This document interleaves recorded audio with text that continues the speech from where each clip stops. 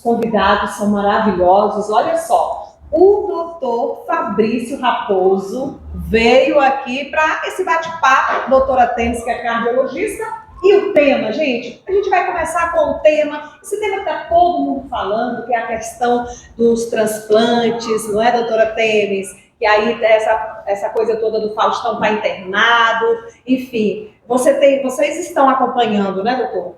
Sim, estou acompanhando essa situação triste, né, do nosso apresentador, acho que um dos apresentadores mais famosos aí da televisão brasileira, sobre essa necessidade dele de ser transplantado e etc. E nós estamos aqui para falar dos aspectos jurídicos, né, também. Também, porque está todo mundo envolvido, doutor. Incrível, só se fala nisso. Agora, doutora Tênis, você que é cardiologista, como é que você está acompanhando tudo isso? Que é um olhar bem técnico, né? Bem médica mesmo. Certo, correto, Serlan. A situação do Faustão realmente é uma situação grave, né? Para chegar a esse ponto dele precisar ser transplantado, né? Receber o transplante cardíaco. A impressão que dá é que ele deveria ter alguma doença de base, uma comorbidade, que levou a uma insuficiência cardíaca, que na realidade o transplante cardíaco acontece porque o coração está insuficiente, ele não está mais fazendo o papel de bomba, não está conseguindo mais manter o fluxo sanguíneo para os tecidos, não está mantendo mais aquele ciclo regular que tem o ciclo cardíaco, né? Nós sabemos. Então, nesse caso, algum fator levou a essa insuficiência cardíaca dele ter sido agravada e levando a um transplante cardíaco, e o coração dele, por si só, não consegue mais manter essa função. Mas, gente, eu fico pensando, né, doutor, o que a gente tem que fazer? Porque, assim, o coração, ele deve, né, dar algum sinal. Deve ter algum sinal. Correto. O que acontece? Quais são os primeiros sintomas, o primeiro sinal? Sim, a insuficiência cardíaca, a princípio, ela acontece também determinada por alguns fatores que levam ao coração a ficar insuficiente. Quando a insuficiência cardíaca é mais leve, dá para tratar com medicamentos, né? O médico ele vai detectar uma insuficiência cardíaca através de algum sinal importante. Uma pessoa que cansa aos esforços, vai subir uma escada, sente cansaço, sente uma fadiga. Aquela pessoa que costumava a fazer as atividades físicas não consegue mais porque cansa facilmente, interrompe os exercícios de forma fácil. Isso é o primeiro sinal que o paciente refere para o médico, né?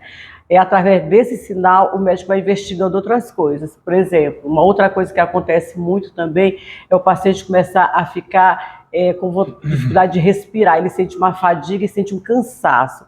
Além de sentir aquela dificuldade de fazer as atividades físicas, ele cansa facilmente. Até no momento de falar, às vezes ele se cansa, quando a insuficiência cardíaca já é um pouco mais avançada. E, na realidade, o que aconteceu com o Faustão, ao meu ver, como médica, como cardiologista, é que ele chegou a esse ponto porque alguma coisa não conseguiu controlar a insuficiência cardíaca a princípio e foi agravando cada vez mais. Eu não sei bem o que pode ter acontecido. O Faustão, ele era uma pessoa que tratava de obesidade, a gente sabe disso, né? E a obesidade leva à hipertensão arterial, e a hipertensão arterial é um dos fatores que leva à insuficiência cardíaca. Porque depois que vai para uma fila de transplante, como o Faustão, aí não adianta ter dinheiro, não adianta, né, doutora? Eu acho que é mais ou menos por aí, né? Mesmo. Uhum. Você entra numa fila única, né, doutora? Quando você estiver errado, você entra numa fila única para ser transplantado, e aí a avaliação para saber se você vai para o final, se você vai para o meio, se você vai para o início, é da questão da urgência ali, né? O paciente que ele é priorizado, né? As pessoas que estão numa fase mais avançada, maior gravidade, né? Uma fila, as pessoas que precisam ser transplantadas, então eles priorizam aqueles que estão mais graves, né? Que estão realmente hospitalizados, que já estão, às vezes, numa UTI, que estão em estado grave. Esses são os que são priorizados. E a gente sabe que atualmente existe muita expressão de transplante cardíaco no Brasil, né? Atualmente está em torno de 380 pessoas aproximadamente que estão em fila de espera para receber um coração, né? E a situação não deixa de ser triste, preocupante, porque muitas pessoas não conseguem chegar a receber o coração, porque enquanto estão na fila, de repente falecem, vão a óbito. Agora, tem essa coisa da fila única, é uma fila única, mas antes, parece que até 1997 não era assim. Parece que o paciente, você que é que é advogado, os pacientes, as famílias, eles iam atrás, eles que iam procurar, ou então, fulano de tal é amigo porque tem uma lei, eu até anotei aqui a lei 9.434 de 97, que regula o transplante de órgãos. Então, antes os familiares que iam atrás. Em busca, isso. Isso. E agora? Agora tem, né, com a instituição da lei dos transplantes, que regulamenta essa central única de transplantes, né, que é um órgão que fiscaliza, porque são regionais, né, essas filas. Sheila, o maior obstáculo que impede a ocorrência desses transplantes, que diminui, né, a quantidade de transplantes que causa o falecimento das pessoas que estão na fila, a maior causa é o não consentimento da família, né? Porque seria possível ter uma cobertura bem maior se as famílias fossem melhor, né, mais bem orientadas. A maioria das vezes, né, as famílias elas não consentem. A pessoa falece, um familiar falece, tem a probabilidade de doar os órgãos dele para uma pessoa necessitada, no caso do Faustão que a gente está comentando aqui, é um coração, e aí a família diz que não. Pois é, e é assim, as pessoas, como a doutora Temis já estava comentando, quem está na UTI e principalmente fazendo uso de equipamentos, como ele está fazendo diálise, ele tem prioridade, certo? Isso. Agora, a pessoa que está na enfermaria, quer dizer, não tem tanta prioridade como quem está na UTI. Com certeza. E a gente comentando assim sobre essa questão de como a família pode chegar até esse coração, né? A doação desse coração, que é muito difícil. Gente, para conseguir, imagina, 300 e poucas pessoas aguardando. Né? Não, e eu penso até na questão emocional. Você já imaginou, você está na UTI como Faustão, sabendo que você, infelizmente, está esperando uma pessoa morrer para você conseguir aquele órgão. Com certeza, e principalmente assim, porque para ter um doador que seja compatível com aquela pessoa que vai receber o coração, ainda tem que fazer essa pesquisa, esse questionamento, porque tem que saber que o coração do doador realmente está apto a ser transplantado para aquela pessoa que está aguardando, né? De repente tem que ver a tipagem sanguínea, o mesmo tipo de sangue que a pessoa vai doar o coração tem que ser da pessoa que vai ser transplantado, porque senão não vai poder fazer o transplante por causa da incompatibilidade. Mas, assim, existem outros fatores também, o peso da pessoa, se o coração daquela pessoa é compatível com o peso que vai receber, né? Existem vários questionamentos, né? Tem que ver as características do coração, se a pessoa tem alguma doença de base que não vai poder transplantar, vai poder doar o coração para aquela pessoa que vai ser transplantado. Então, não é tão fácil assim, não porque é tão simples, né? Porque tem a triagem, né? Tem os critérios, e o tempo também, quer dizer, você não pode, o coração não pode demorar a ser transplantado, porque ele vai ficar inválido, não vai poder conseguir fazer a função normal se demorar muito para ser transplantado. Vamos falar também sobre a complexidade da cirurgia em si. Ele não pode parar, né? Tem que continuar irrigando os tecidos, irrigando o cérebro. Então eles têm esse coração, como se diz assim, é um coração artificial, que é o SEC, né? Que é a circulação extracorpórea, para manter a pessoa com os sinais vitais presentes durante o procedimento. As pernas, como a gente fala aqui no Maranhão, as juntas, quando elas ficam inchadas também, também é um indício? É um indício, porque a insuficiência cardíaca aumenta alguns tipo, como eu posso dizer, existem alguns fatores que aumentam mais ainda a insuficiência cardíaca, ele fica uma coisa mais agravante. Agrava mais a insuficiência cardíaca, o edema, né? Quando você tem edema nas membros inferiores, que é o inchaço que se chama popularmente, né?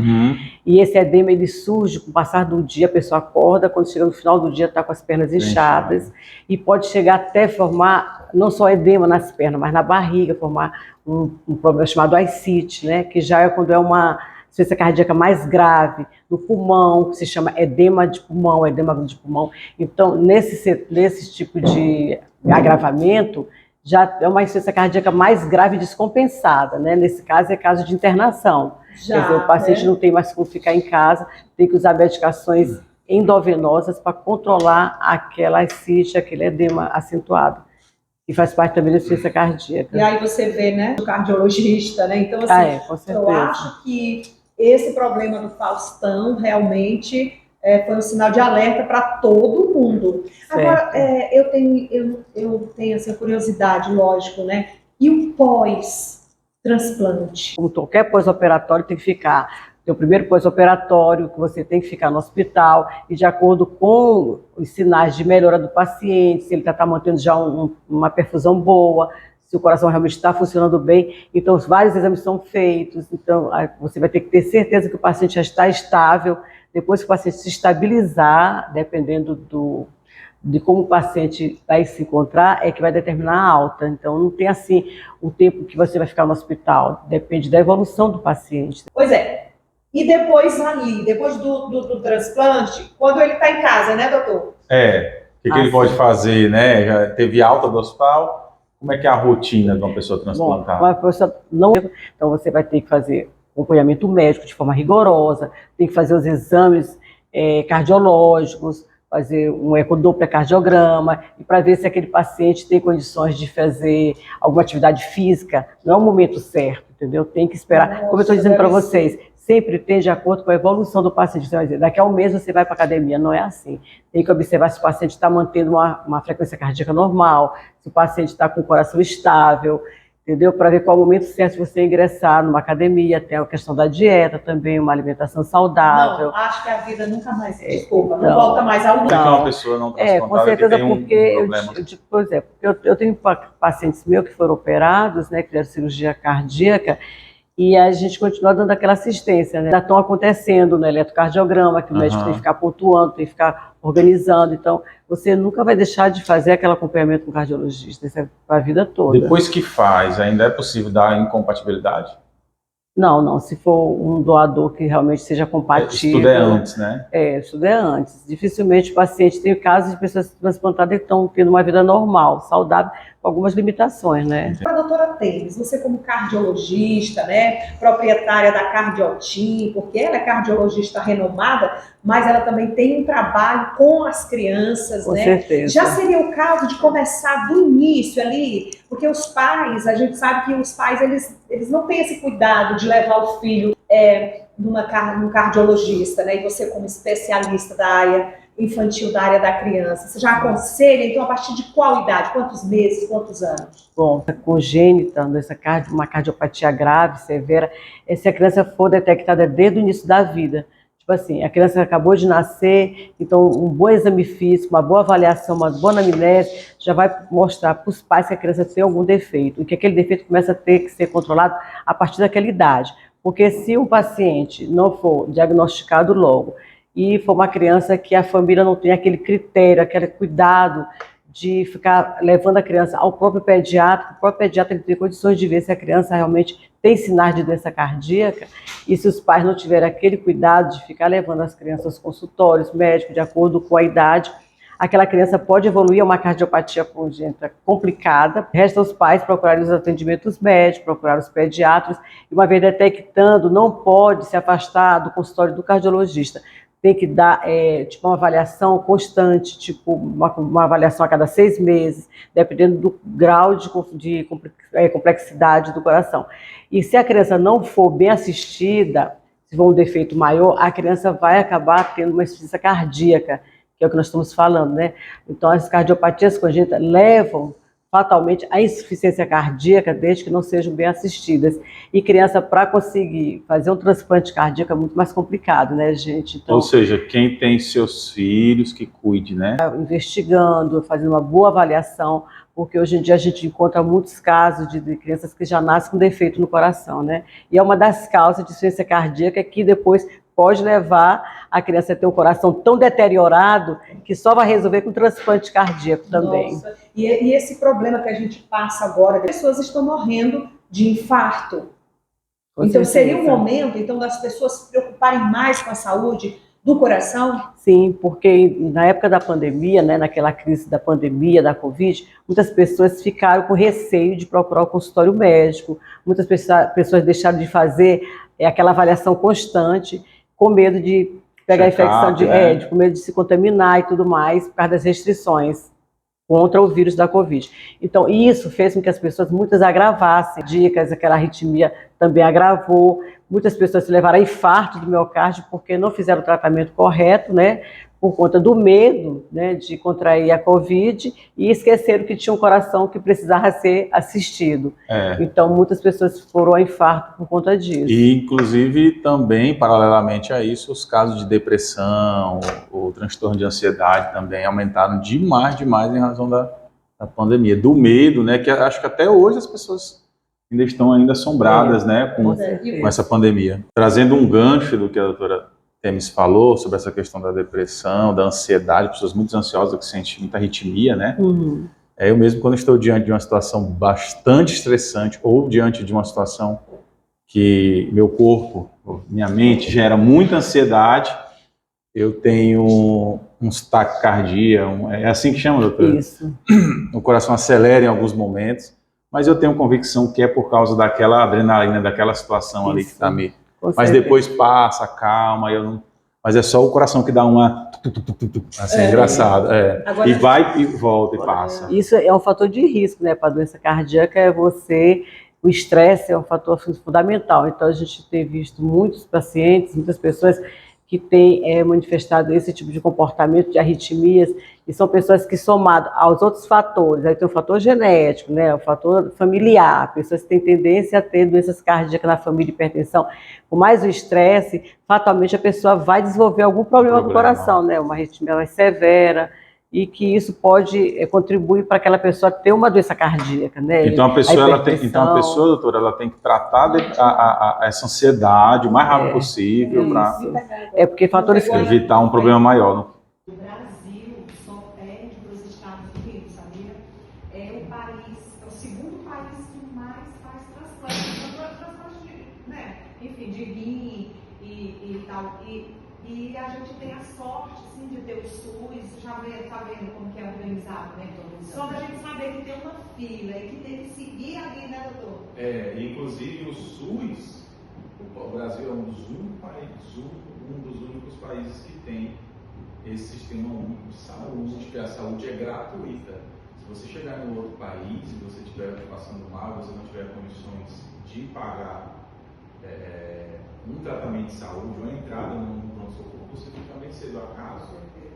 Então nós estamos num país que ainda está um pouco à frente nessa questão do serviço social da saúde gratuita à população. Eu fico impressionada quando eu vejo algo sobre esse mercado negro. Gente, as pessoas estão vendendo os órgãos delas, e é caríssimo, né? Um rim é 500 mil, sabe? Enfim, é uma loucura.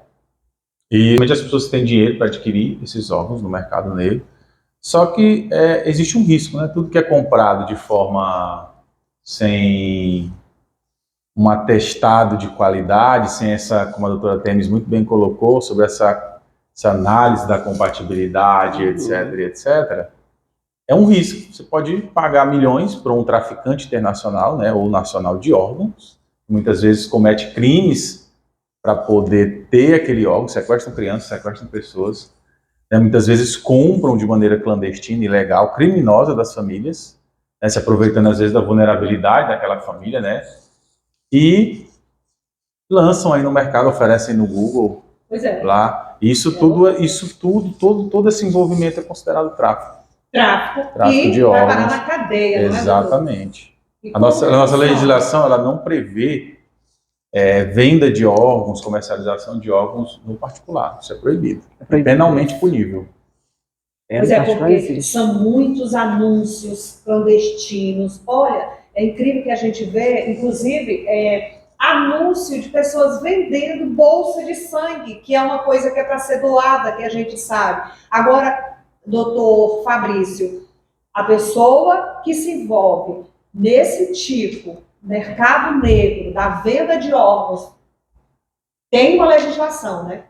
Tem. Ela responde por tráfico, no caso, internacional de órgãos. Normalmente essas atividades elas são internacionais, elas não são só nacionais, são internacionais. Então a pena ela é bastante severa, a pessoa de fato vai presa. E além da pena do tráfico, ela pode responder pelos crimes correlatos ali, né, derivados, porque não é só o tráfico. Alguém doou de maneira clandestina, ou alguém foi sequestrado, sabe? Alguém desapareceu, por exemplo. Isso é um crime. E aí tudo isso vai ser investigado pela polícia, né, civil no caso, ou polícia federal, se for o caso de tráfico internacional. Gente, esse assunto é pertinente mesmo para o momento que nós estamos. A gente quer agradecer você que nos acompanhou até aqui, né? A doutora Tênis, nossa, explanou muito bem, né, esse caso aí, né, da procura de um coração para o apresentador Faustão e, consequentemente, para todos os brasileiros que estão na fila.